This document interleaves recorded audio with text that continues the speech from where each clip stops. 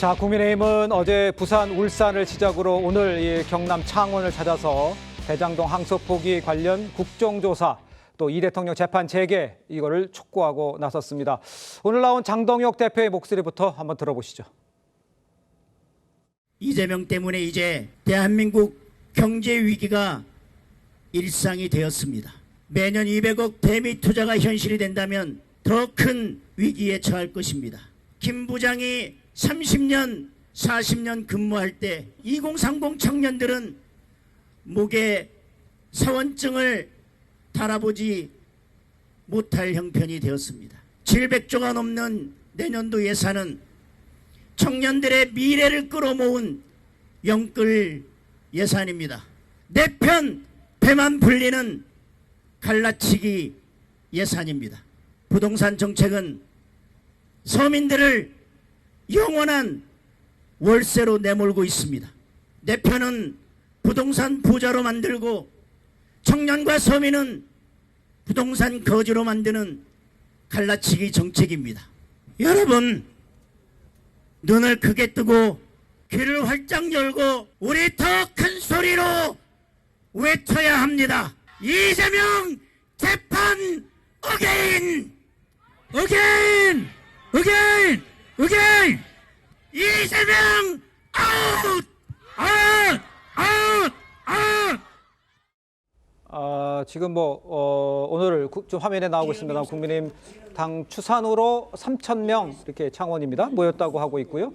장동혁 대표도 함께 싸우자고 거듭 지지층에 이제 결집을 호소를 했는데 화면에 잠깐 그 눈시울이 붉어지는 모습도 포착이 되기는 했습니다. 글쎄 이틀째 이제 접어든 장외 투쟁.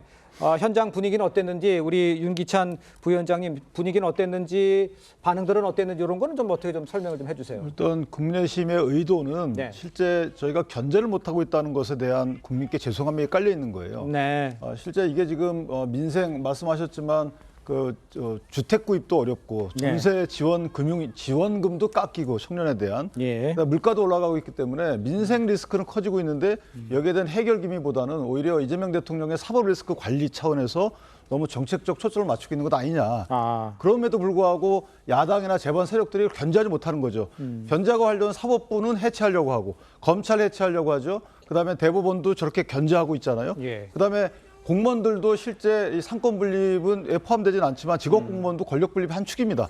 공무원들 76만 명 또 조사하겠다고 하잖아요. 이런 식으로 뭔가 같은 장애물이 되는 것, 그 장애물이라는 게 민생을 챙기는 데 장애물이니까 아니잖아요. 이거는 이재명 대통령의 사법 리스크 관련된 여러 가지 문제들이 제기되는 이런 정도의 장애물들은 모두 제거하는 정책의 초점이 그런 것 아닌가. 근데 그것도 국민적 판단의 대상이겠지만 더 큰 문제는 이런 것들을 견제하려고 의석을 준 국민의힘이 무력하다는 겁니다. 그래서 이 무력함을 호소하면서 힘을 달라고 돌아다니는 거기 있기 때문에 실제 저기에 있는 인원이 몇 명인지를 떠나서 거기 참석했던 분이 가서 또 어떤 말씀들을 전하는 이런 식의 연쇄적인 또 호소가 좀 돼야 되는데 저는 개인적으로 개혁신당도 동참을 했으면 좋겠어요. 이 부분이 원내 활동만으로 지금 될 수가 없잖아요. 의석 구조 자체가 원내 활동으로 견제할 수 있는 능력 자체가 안 돼요. 야권이. 그렇다면 뭔가 비상한 각오와 비상한 행동으로 나아가야 되는데 그 하나의 절차 중에 하나다 이렇게 생각합니다. 알겠습니다.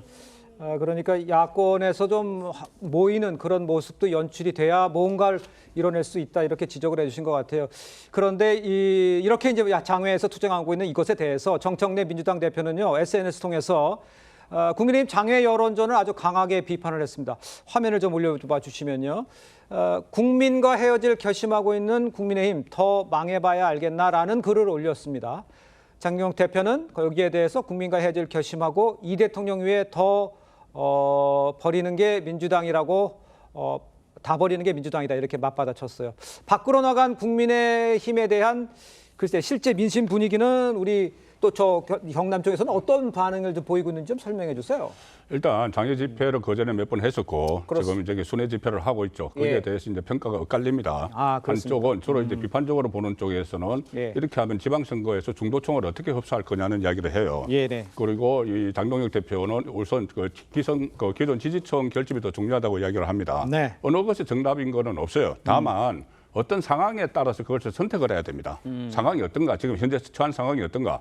그럼 국민의힘 처한 상황이 어떻습니까? 지금 정청래 대표 조금 전에 이야기 나왔지만은 좀 위헌정당으로 해산하겠다는 이야기를 하고 있죠. 예. 그리고 거기다가 지금 추경호 전 원내대표 지금 그 구속영장 청구해 놨습니다. 그렇습니다. 그리고 저번에 정성호 그 법무부 장관이 이 특검, 조원석 특검의 수사 결과를 봐서 위헌정당 청구를 할 수도 있다는 취지로 이야기를 했어요. 그런데 그 수사 결과가 지금 결국 추경호 전 원내대표에 대한 구속영장이 나오면은 아마 실제로 청구를 할 그런 시도를 할 수가 있어요. 어허. 과연 그렇게 할 수 있을 건가 하지만 지방선거 앞두고 그 위헌정당으로 계속 그 프레임을 씌우기 위해서 그렇게 할 수도 있다고 봅니다. 네네. 그러면 이렇게 다급한 상황에서 과연 국민의힘이 그럼 그 원내에서만 해야 되느냐? 그러니까 상황에 따라서 이제 달리 선택을 해야 돼요. 우선은 생존이 중요하기 때문에 저는 일단 이렇게 되면은 야당으로 인정도 하지 않는 상황이면 국민에게 직접 설득을 하는 수밖에 없죠.